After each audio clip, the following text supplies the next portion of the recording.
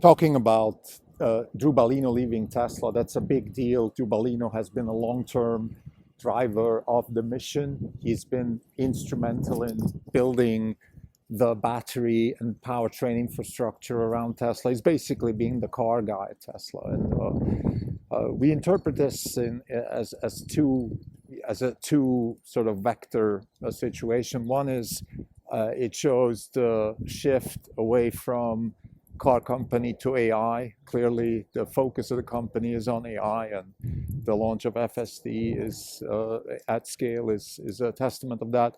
But we're also definitely looking at it also as a negative because Tesla needs to remain a technology leader and drive Wright's law on the car front too. So of course they have a deep bench; they can replace him. But Drew has been, as a person, as an individual, an inspiration, and therefore, sadly, we are taking this note as a marginally negative. I mean, obviously, a person like Drew in his position is subject to what Netflix calls the keeper test.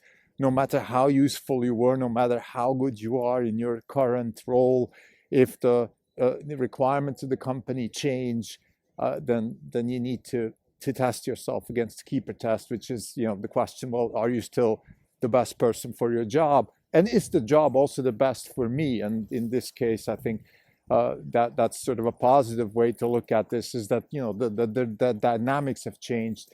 Tesla is now becoming a robots company and building batteries at scale and things along those lines, while still very important, are just not the key driver of the company. So this is the news. Other than that, we had also some pretty damaging political news over the weekend in the Middle East, and then we have the interest rate environment turning around again to the upside, meaning rates are going up because inflation is not abating. We spoke about this already. So those are sort of the market situation. The topic of today, outside of the market situation, I want to talk a little bit about skepticism among scientists. I've been involved in the academic community here in the Bay Area for definitely the last couple of years, but more thoroughly in the last 12 months. I'm doing a sabbatical at Stanford, so I'm daily involved with not just robotics, but almost everything you do these days, whether it's philosophy. Recently, I attended a philosophy conversation about truth and the readings of Kant. You can't escape questions that turn around to AI safety. Today I attended an AI safety conference organized by the Hoover Institution. Everything is around AI. I mean, it's a big deal. It's a new technology. It's a new zeitgeist. It's like the quantum physics of the 21st century. The paradigms are shifting. And with that, we have, I would say, two forces. We have a massive sort of reactionary force amongst the scientific community, and I want to talk about this. And then we also have, on the positive side, a very optimistic, entrepreneurial / scientific movement that is supporting progress in technology. So I want to talk about this because I feel like the skepticism among scientists needs to be grounded in science and not in preserving your status. This is the Not Even Wrong podcast. It's April 15, 2024. This is Krim Delco. For the day, the fund is down 4.4%. The market's down 1.5%. For the year, we're down 23.6%. The market is up 5.3%. We're underperforming by 28.9%. So let's talk about the news first. Drew Baglino leaving. Like I said in the prelude, definitely a negative, just because he gave us inspiration. He's a great person. He's inspiration also behind the mission of Tesla. So there's a lot of things that are positive about him. He's a true engineer. He solves problems.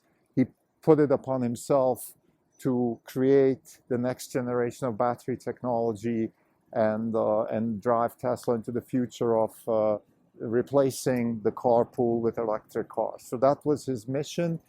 Uh, I don't think it's a fair question to ask whether he achieved it or not, because there was a timeline. There was also, all the infrastructure he built and the know-how he built around it. So do we have at scale 4680s today? No. Was it a plan back on battery day? No. But somehow there's a feeling that there's a little bit of a disappointment around the 4680, around the Cybertruck, around the cost, around the capital investment, around the growth strategy.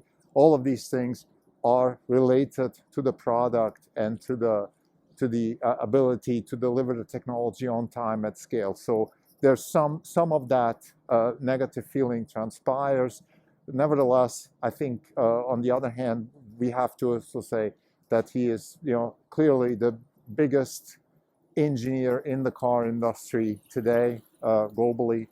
Maybe there are some people in China that we don't know about, but he has single-handedly changed the car industry, together, of course, with Elon Musk and the whole employees.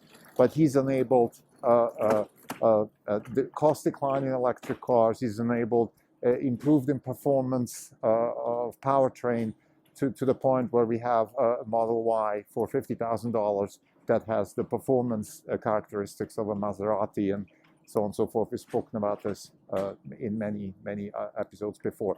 So the way we want to see this, so here's our analysis about Drew Baglino, and we look at this from the Netflix Keeper test. Okay, the Netflix Keeper test looks at executives and their careers and the way they position themselves relative to the company from the lens of am I still the best person to do the job, and is the job also still the best job for me, right? You have to look at it from both perspectives.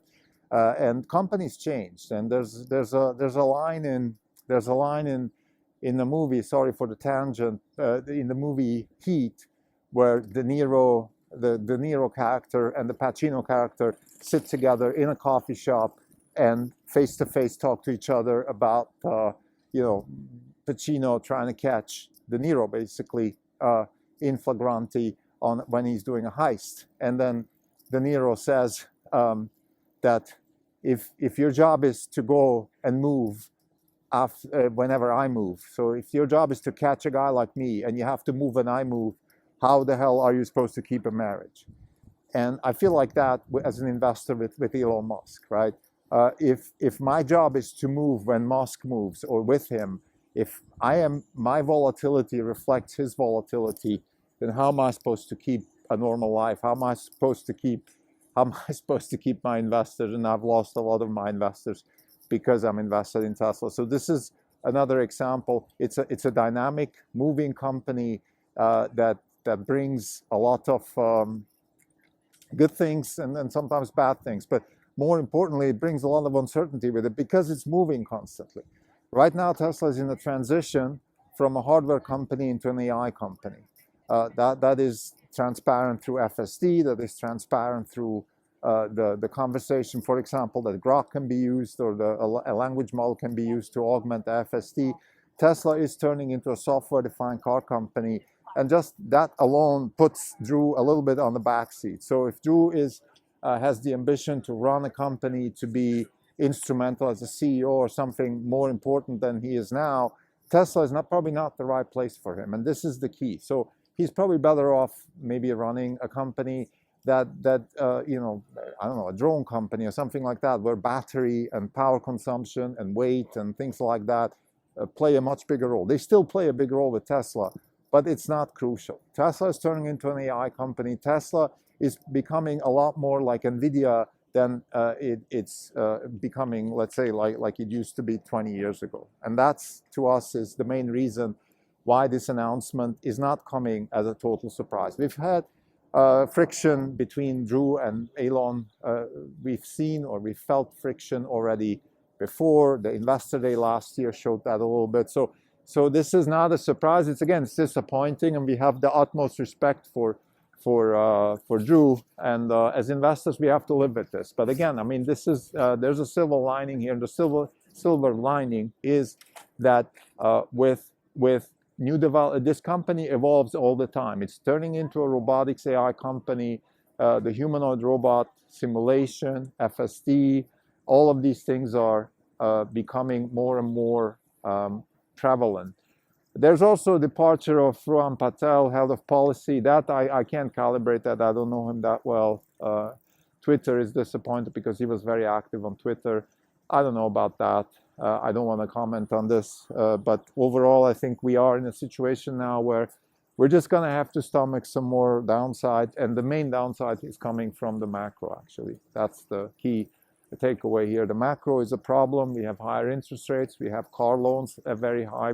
We know from other companies, anecdotally and officially, that car sales are very bad everywhere. And Tesla, no matter what, is still driven by car sales and volumes. So we have that, and then we have the controversy about the robo-taxi and the $25,000 car. The way we see that this is that Tesla is now going to focus on FSD, on software, and build a software ecosystem to drive FSD and also drive adjacent applications around FSD. And then whether that is a robo-taxi without wheel or with a steering wheel, we will see. But there's a change of focus, and there's also a necessity to have more of a software-driven executive branch. This is the way we see it. As investors, we have to, the purpose of this podcast is to give people a sense for what it feels like to run a hedge fund. And running a hedge fund is, we've spoken about this in some of the early versions of this podcast, when we spoke about, let's say, the degrees of freedom. We really don't have a lot of degrees of freedom as investors, but the one thing we have is we can choose to invest, and then we can potentially choose to exit when we think we're wrong, but that's not really a degree of freedom. The only degree of freedom we really have is to find the company that helps us generate the kind of wealth that we're targeting with this company. So having said that, we are now in a position where we have to, by the way, when you choose that kind of strategy, you will have a lot of volatility. This is almost, this comes with the trade. This is inevitable, that you will have a lot of volatility when you invest in fundamentally new concepts and engineering practices. This is not our choice. This is just the nature of the beast. And you have maybe better companies that have higher Sharpe ratios, which means they have higher returns with lower volatility, such as maybe NVIDIA or Microsoft.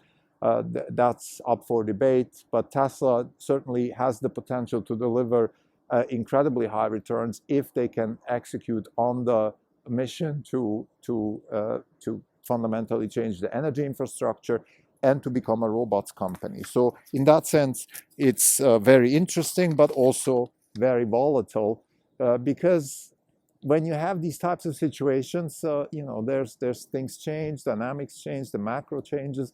So with that, volatility changes, the technology risk, science risk, all of these things change. But what are the tangibles here? Let's talk about the tangibles. Sometimes we forget that not everything is uncertain, right? What do we have? We have products and services that are in place that, in our opinion, are state-of-the-art, such as the car and the software. We have an incredibly deep bench of very highly qualified people. And this is an engineering company. So we don't have maybe the most cited scientists working for Tesla, like, let's say, sometimes NVIDIA has very highly, scientists with high accolades working for them. We don't have Tesla is not that kind of company. It's a true engineering company. It's a company where people make their hands dirty. And in that sense, we have a deep bench of people like that. And that's okay. Because again, like even the FSD is not the most state-of-the-art AI model being deployed, but it is the only one that's working because Tesla has built a very thorough AI stack around FSD and built and made it work at scale. And this is what counts a lot more. So to summarize the situation again, the Keeper test is the answer to Drew Baglino's departure, the same way it was the answer to Zach's departure and to Guillaume's departure and many other. Actually, Karpati is a very good example. Let's take Andrej Karpati's departure. Why did Andrej Karpati leave Tesla? Because during the times of Karpati's tenure at Tesla, there were two problems to be solved. One is to bring computer vision to the self-driving car space, and the other was to build an infrastructure. He did both of these things, and now the things are changing. Now we are looking at end-to-end learning. So it's a lot more, what does end-to-end learning mean? End-to-end learning means that we have data-driven planning, right? We use deep neural nets, and in an unsupervised learning context to do the planning. Vision is still important, but the planning now is driven by a neural net. And that is not an expertise where Andrej Karpathy had a lot to say. He's certainly versatile and knowledgeable about it, but that was not his main forte. So he left, he did some research, and then went to OpenAI. And I think what today is probably the most important new development in the context of robotics is going to be foundation models for embodied decision-making agents. In other words, sort of large language model type or transformer type architecture that can be deployed on the robotics front. We believe that that is the future of robotics, and people that have strengths in those areas will also rise up the ranks at Tesla. That's not a strength for Drew, that's not a strength for Andrej, that's why they left. Maybe Andrej might come back in some sort of capacity, but that's the way we see it. It sometimes feels a little bit like the floor is being pulled under your feet. When you are invested in Tesla, this is definitely one of those feelings. The news is not very good. We also have a negative macro scenario. Let's not forget that. We have high interest rates and the car loan market is in the doldrums. So those are all very difficult decisions to deal with. And like I said, we are in the business of wealth creation. Wealth creation comes with volatility. Now, let me talk about the topic of today, the sort of, we try always to have some deeper topic to talk about, not just the market. So today I want to just briefly also talk about skepticism among scientists. And I've come across scientists that show skepticism towards full self-drive, towards AI, towards the humanoid robots. Just recently I attended a lecture by a scientist who was ridiculing Tesla and Elon Musk's foray into humanoid robotics. And my point here is, of course, we want to encourage skepticism, right? We want to encourage questioning paradigms, questioning goals, questioning statements, all of these things. I mean, we live in a world of critical thinking, critical skepticism. All of these things are important. But I want to distinguish two types of skepticism. The one that is grounded in science and the other that is grounded in status preservation. While the former is important, the latter is annoying. And unfortunately, I see a lot of that in the academic world, particularly in more established, let's say, East Coast types institutions. There's a lot of pushback against particularly Elon Musk, but not just Elon Musk. Generally, Silicon Valley, even within Silicon Valley, I guess the establishment doesn't like new stuff, because no matter what, new technologies always bring with them upward mobility. And the status quo is always being challenged. This is the great opportunity of technology. That's why there is a moral obligation for us as a society to embrace technology. It is because it gives upward mobility. It's the only thing that works. It's the only thing that actually gives upward mobility. And anybody who's against new technology, in my opinion, has a knack for the status quo, whether that is intrinsic because they just don't like to change, or whether that is political, driven by the fact that they have something to lose here, money or wealth or status. We believe that is so when we talk to scientists, in particular scientists, okay, there's three types of people that talk about technology. There's scientists, there's technologists, and there's entrepreneurs. Let me parse that out a little bit. The scientist is the person that does science at a university, and to be fair, their job is literally to push the frontiers of knowledge. Let's assume all of them have good, they all act in good faith. So you're hired as a professor at UC Berkeley, Stanford, UC Santa Barbara, UT Austin, whatever it may be. Your job is to push the frontiers of knowledge. Your job is to try to uncover knowledge, to match your ideas of the world with what's real, what's out there. Do some experiment, come up with theories, test theories, whether you're a Popperian or a Kantian or whatever, in the end, it's all very similar. You're conjecturing, you're trying to uncover truths, those sort of things, right? So that's what a scientist does. So there's nowhere in there did I say that the scientist's job is to deliver products, to make money, generate wealth, hire people, employ people, none of that stuff. Maybe to some extent the scientist's job is to educate people, but I don't even want to go there. Let's put that aside. The technologist is a person that takes what science does and turns it into technology, into innovation. So the job of a technologist is to make things work. Not necessarily at scale, not commercially. So the technologist doesn't think too much about cost, doesn't think too much about markets, doesn't think too much about talent, human resource type stuff. The technologist is in the business, it's sort of the next level from the experimentalist. The job of the technologist is not to test a theory. The job of the technology is to implement science into products and services. And then we have the entrepreneur. So the Venn diagram closes there, where the entrepreneur now brings what the scientist does, what the technologist does, brings it together with economics. So the entrepreneur thinks about markets, about money. Like Elon Musk has to think about how to scale FSD. He has to think about how to train at scale, how to create sort of an internet of driving skills, and then learn from that, and then deploy a product called FSD or whatever. Deploy that. Those are economic things, market things. Those are business school type problems. Now, the overlap between engineering and business school and economics and science, it's not a hard line here. It's not like we have this sharp demarcation line. And that's why entrepreneurship and wealth creation is such a fine art. It's literally a fine art because it's not clear what it exactly means. Sometimes you're a little bit too far on the entrepreneur side, and you take too much risk and forget economics, like Rivian or Uber. Certainly entrepreneurial endeavors, those two companies, but they just have no unit economics that make sense.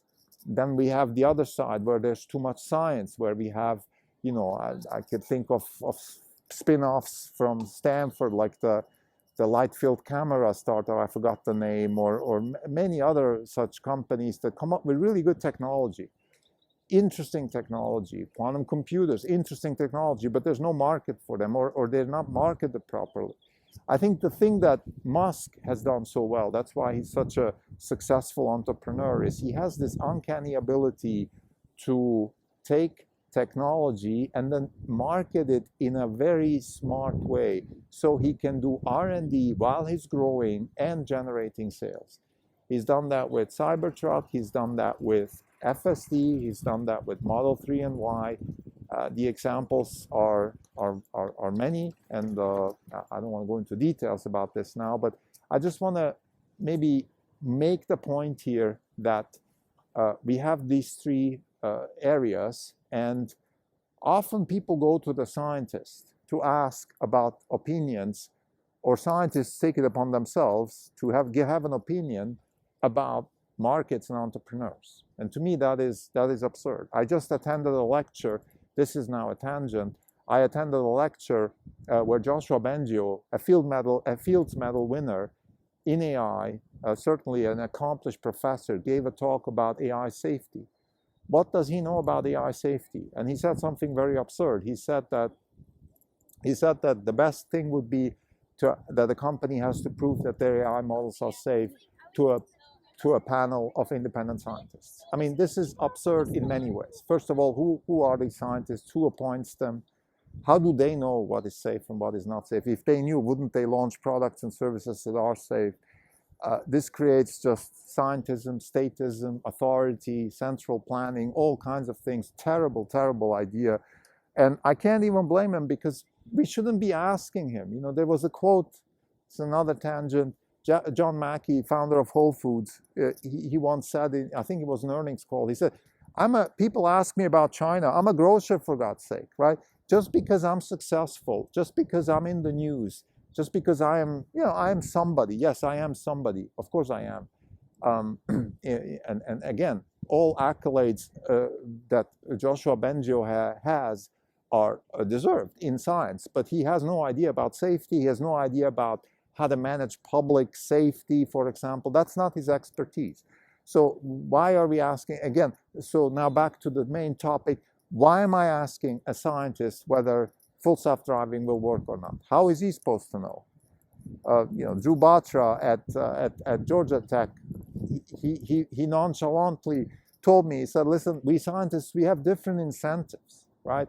It's our job to write papers, get cited. Do we care about launching products every now and then? We do, but we're not entrepreneurs. I mean, that's kind of what he said. He didn't say it in those words, but that's what he meant. And that's the truth. So the skepticism, and by the way, I don't have a problem with asking a scientist. My problem is then the skepticism that very often comes from the science community. That needs to be taken with a grain of salt. And I in the beginning, I was very impressed by scientists' comments, and I would think, well, if they think it's not going to work, then it might not work, and so on and so forth. I realized that a lot of the skepticism that comes from the scientific community is not grounded in science. If your skepticism about, let's say, FSD is grounded in science, if you tell me, look, you need this type of data set and this type of compute, and you need this type of memory I/O and this type of power consumption to make it work, and you don't have that right now, so you better, you better go and get it, otherwise you're not going to succeed. That is a real comment. That is real skepticism. Tell me why you think it's not going to work, and tell me what it takes to make it work. But don't just tell me, oh, it's premature, it's premature, it's premature. Because to me, that sounds much more like I'm just trying to protect my own status. And that's not acceptable. So to summarize today, we spoke about two things here. One is the market and the departure of Drew Baglino, which is very unfortunate. But we also calibrated with the keeper test, the Netflix keeper test. So in that sense, it could almost mean a positive thing for the company. It's just that Tesla as a company is moving forward into different territory. It's now an AI software company more than it's a car company. The other thing we spoke about is general skepticism among scientists towards new technological innovations, in particular skepticism towards Tesla and Elon Musk. And we believe that that skepticism in the scientific community is often misguided. It is skepticism grounded in self-preservation, status preservation, and not so much actually in real grounded in science. Well, the kind of skepticism that we want to hear from scientists is, we believe, I believe that FSD is not going to work the way it is set up now. Here are the things that I think are necessary to make it work. It needs this type of data, it needs this type of infrastructure, this type of chip infrastructure, and so on and so forth. Like, you can't just be skeptical about something without giving me some meat around the bone of why you think it's not going to work, and in particular also what your solution for making it work would be. Thank you.